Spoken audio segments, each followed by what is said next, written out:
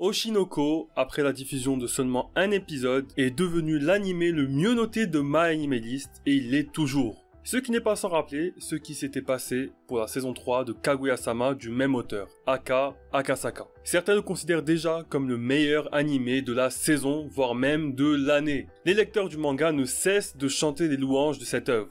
Mais est-ce mérité? Peut-on réellement considérer Oshinoko comme potentiellement le meilleur animé de la saison? C'est la question à laquelle nous allons tenter de répondre aujourd'hui. Abonne-toi, je vais parler d'autres animés de la saison. J'ai parlé de Mashle déjà, je parlerai de Hell's Paradise, My Home Hero, Tengoku, et bien sûr, je reparlerai de Oshinoko. Alors, abonne-toi! 私は嘘つき。考えるよりも先にその場に沿ったことを言う。 Dès les premiers instants de l'anime, on remarque un chara-design et une direction artistique très colorée, très flashy, un peu cliché japonais manga. C'est un chara-design que personnellement, je n'apprécie pas vraiment. Je préfère largement des chara-designs un peu plus réalistes entre guillemets, avec des proportions yeux-visage plus normales et des couleurs moins flashy, moins de lumière. Un autre exemple, c'est No Game No Life. C'est typiquement un chara-design et une direction artistique que je n'aime pas, même si je reconnais que les yeux de Ai sont vraiment très jolis. C'est aussi un peu un style qu'on retrouve dans beaucoup d'isekai, j'ai l'impression. Honnêtement, après revisionnage, je me suis rendu compte que le chara-design n'est pas si terrible que ça, et que c'est surtout les yeux très colorés et gros de Ai et ses enfants qui me donnaient cette impression. Et aussi de Kana en fait. Même si, encore une fois, ses yeux sont magnifiques. C'est sans doute un billet. Quand j'ai compris que le docteur du début allait se réincarner en enfant de Ai, l'enfant d'une idole, j'étais un petit peu déçu, je l'avoue. Cela me faisait trop penser à un isekai. Un genre que je ne déteste pas, mais que je vois tellement partout et qui possède tellement de séries moyennes dedans que j'avais peur. Mais bon, des lecteurs du manga m'ont conseillé Oshinoko, et c'est fait par l'auteur de Kaguya-sama, alors je restais confiant quant à la qualité du produit. Puis au fil du premier épisode, je me demandais sérieusement vers où se dirigeait l'histoire, et de sérieux doutes quant à la suite venaient m'envahir. J'avais peur que les enfants de Ai restent sous forme enfant trop longtemps. Le délire des enfants réincarnés qui, par conséquent, savent parler prématurément a ses limites. Dans le cas de l'épisode 1, c'était pas mal, mais j'avais peur que ça devienne trop redondant par la suite. J'étais vraiment content de découvrir à la fin de l'épisode que les deux bébés avaient grandi. Cela posait, cela dit, un autre problème. S'ils ont grandi, vers où va se tourner la série? L'histoire. On perd cette particularité de l'enfant surdoué, et donc l'intérêt de la réincarnation s'en retrouve diminué.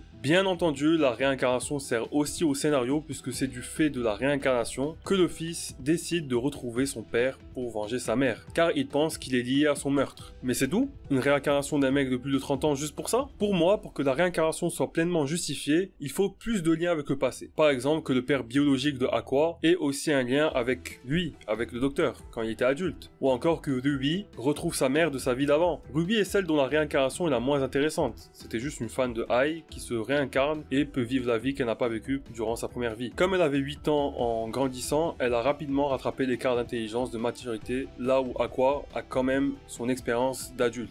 D'ailleurs, il était médecin dans sa précédente vie, ce serait super que ses compétences ressurgissent et servent à l'intrigue. Par exemple, à sauver Ruby, qui serait en sang comme sa mère, et c'est comme ça que Ruby se rendrait compte que Aqua n'est autre que le médecin qu'elle a eu au début de l'épisode. La mort de Ai est choquante et vient à contre-courant de ce qu'on aurait pu attendre de la série, et surtout est en totale opposition au chara-design coloré et fantaisiste de l'anime. Et ça, c'est très bon. La surprise n'en fut que plus belle. Une belle scène, mais c'est surtout le développement de Ai qui est superbe. Tout au long de l'épisode, elle nous dit qu'elle est incapable d'aimer réellement, de dire je t'aime sincèrement, qu'elle joue un rôle, qu'elle est devenue idole pour mentir, parce qu'on lui a dit qu'à force de dire je t'aime en mentant, cela finirait par devenir réalité. Elle pourra enfin aimer véritablement. Et ce n'est qu'aux portes de la mort qu'elle arrive enfin à dire je t'aime à ses enfants. Le stalker qui vient lui apporter le châtiment dont elle parlait un peu plus tôt, lui reprochant justement ses mensonges entre autres, une réplique très intéressante de Ai, c'est pour moi les mensonges sont une forme d'amour. J'essaye d'exprimer mon amour à ma manière. Et oui, les fans attendent d'elle qu'elle sourit, attendent d'elle qu'elle leur rend leur amour. Alors, feindre cet amour plutôt qu'être honnête pour justement satisfaire ses fans et ne pas les blesser et ne pas les décevoir, ne serait-ce pas justement de l'amour? C'est superbement bien écrit et construit. Qu'elle dise à celui qui vient de la poignarder, même en ce moment j'ai envie de t'aimer, et en japonais japonais, elle dit Airitai, je crois, en tout cas elle utilise le suffixe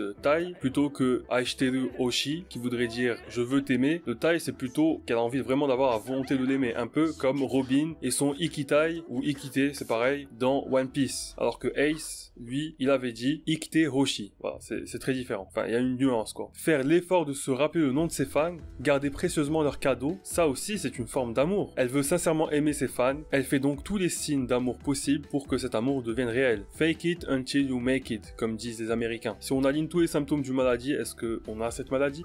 Ruby, Aku wa aishiteru. Ah, yatto ieta.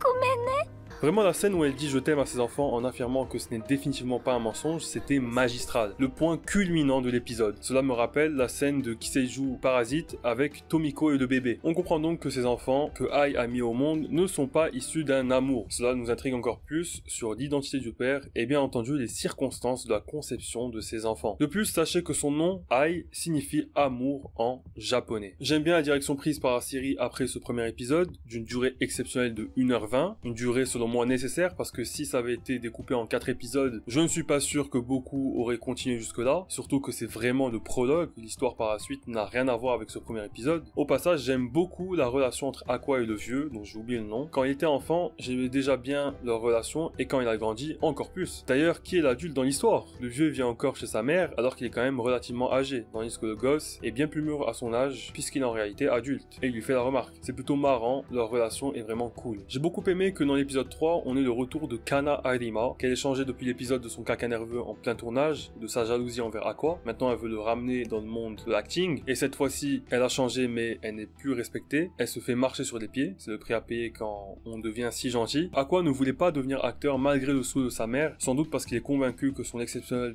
prestation était uniquement due à sa différence d'âge mental et d'âge réel. Il le dit lui-même, mais moi je suis persuadé qu'il est véritablement talentueux et il ne va pas tarder à le découvrir. La scène finale de l'épisode 3 est stylée, ça s'annonce vraiment intéressant. J'espère simplement que l'intrigue de la quête de l'identité du père sera tout de même bien présente, que ce ne soit pas comme Détective Conan où il y a soi-disant un fil conducteur, mais qu'au final c'est juste de courtes histoires à la suite et on s'intéresse à l'intrigue principale que très peu. En tout cas, je suis content qu'il y ait enfin un manga qui traite du milieu artistique au Japon, type acting, idol, etc. Le film Perfect Blue du célèbre Satoshi Kon traitait très bien de l'aspect stalker d'idol dans un style très horrifique. En manga, nous avions eu Act Age, dont j'avais lu les premiers chapitres et qui franchement était très bon. Ça annonçait quelque chose de très très bon et c'était une étoile montante du Shonen Jump très prometteur. Malheureusement, suite à des accusations relatives à des mineurs, l'auteur a été arrêté et le manga a été stoppé. Une bien triste histoire.